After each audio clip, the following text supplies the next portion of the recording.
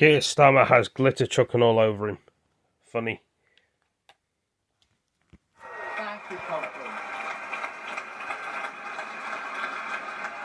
True democracy is citizen-led. Politics needs an update. We demand a people's house.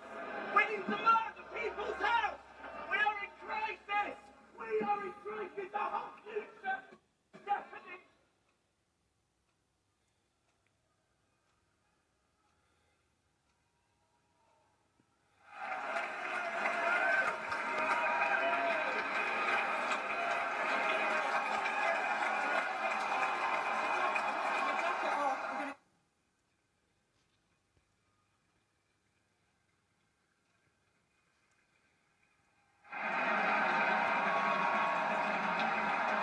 That was funny. Thank you, Conference. Thank you. Thank you, Conference. If he thinks that bothers me, he doesn't know me.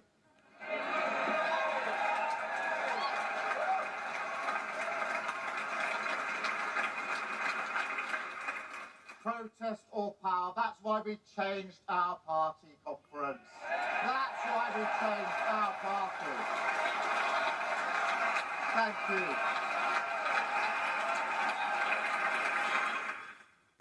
Wow. I hope he doesn't become Prime Minister, it'd be annoying. But everyone is different. I have an idea to make Britain again. England. No, we could help. Yep, all the ideas I've got. Well, actually, once you get there, then what's next? People need to invest time in themselves to think about their own purpose. If you're After years in the political wilderness, Labour's feeling confident things are now looking up for the party in Scotland. Keir Starmer's key opponents here are not the Conservatives, but the SNP. Send a message. That is the height of the SNP ambition, to send a message, a protest in Westminster. I don't want Scotland to send a message. I want Scotland to send a government, a Labour government. Labour only secured one MP in Scotland at the last general election. Keir Starmer claims the country will be vital for him to win this time round. Keir Starmer, you're so far ahead in the polls now, you don't really need Scotland to win, do you? It matters to me, over and above the numbers, that we have strong representation here in Scotland. On those numbers, you don't need Scotland, so why shouldn't Scots, particularly those who support independence, still vote for the SNP? Well, look, the SNP is as divided and chaotic as the Tories.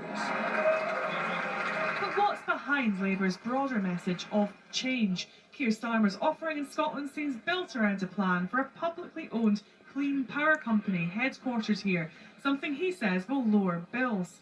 A focus on renewable energy is a dividing line with the Conservatives, who think Labour aren't being honest about the costs. Let's get moving.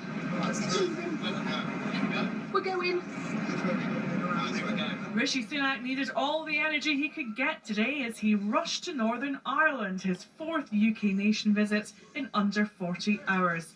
Someone had decided it would be a good idea for him to set sail from Belfast's Titanic Quarter, which inevitably led to questions like this one. Prime Minister, we are just yards away from where the Titanic was built and designed. Are you captaining a sinking ship going into this election?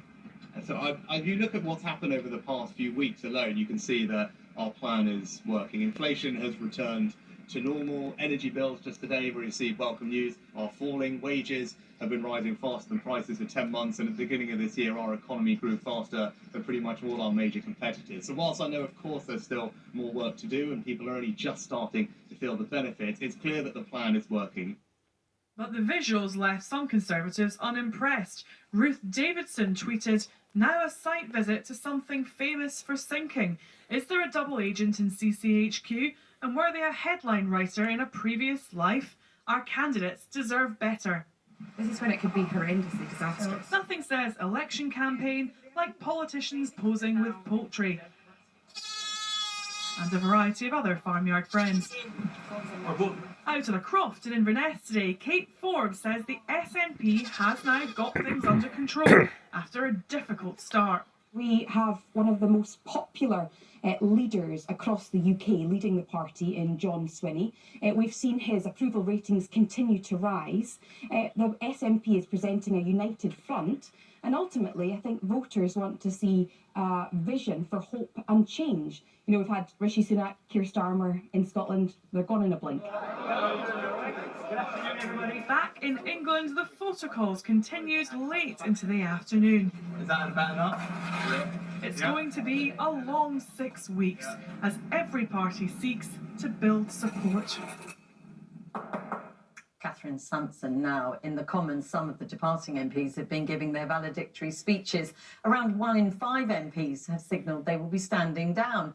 Some familiar faces among them. In the last few minutes, Cabinet Minister Michael Gove just said he won't run for re-election. Let's get the latest from Westminster and our senior political correspondent, Paul McNamara. Paul McNamara, what can you tell us? Yeah, look, for the last couple of months, weeks, we've had the slow drip feed of MPs, Tory MPs, announcing they're not going to be standing at the general election. The tap has been turned. It's sped up over the last 48 hours. But Michael Gove announcing he's standing down is like a water pipe bursting on Conservative Party headquarters. This is the man who's been pulled in by successive prime ministers to do the difficult jobs. In his letter, he said, look, there comes a moment when you know that it is time to leave and it's time for a new generation. There's various reasons to why he's standing down, but ultimately this will be seen as a vote of no confidence in the Tory party. And it's not just him. We also had Greg Clark, the former business minister, standing down. Right now, there are 120 MPs announcing they're not going to be standing. That's the highest ever, beat the record of 97, and 77 of those are Conservatives. They are considerably younger than their Labour counterparts who are standing down. Many in their 50s, some even in their 40s, who should have a long time in here left. But this isn't just a day for people standing down and giving their last speeches. There's also been time for cramming through last-minute legislation, including the Post Office Offences Bill, which will clear the names of innocent postmasters wrongly convicted, and the Victims of Prisoners Bill, which will deliver compensation for those of infected blood. Look, Parliament is going to look very different this time. In a few months, whoever wins, it's going to look very different for the Labour Party as well. News from the Labour Party: Jeremy Corbyn is standing as an independent. We were asking people in Islington North what that meant to them. A leading light of the Labour left in the 80s, 90s. This is a ridiculous way of running the Democratic Party. And all the way through the 2000s. Thank you. It's a campaign the former Labour leader would like to take on in 2024 as well. But members of Islington North Labour have been denied the right to choose their own candidate, and alongside that, the community as a whole has been disempowered because of that. That's why I'm standing to be an independent candidate for the people of Islington North.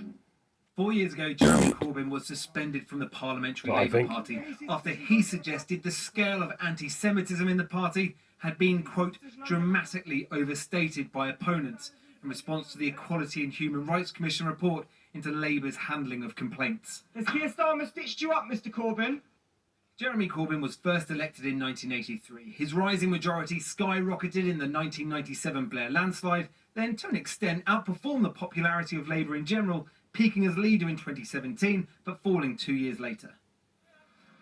The question for him, Labour and the people of Islington North, are voters loyal to the man or the party? What do you think of the party then, kicking him out?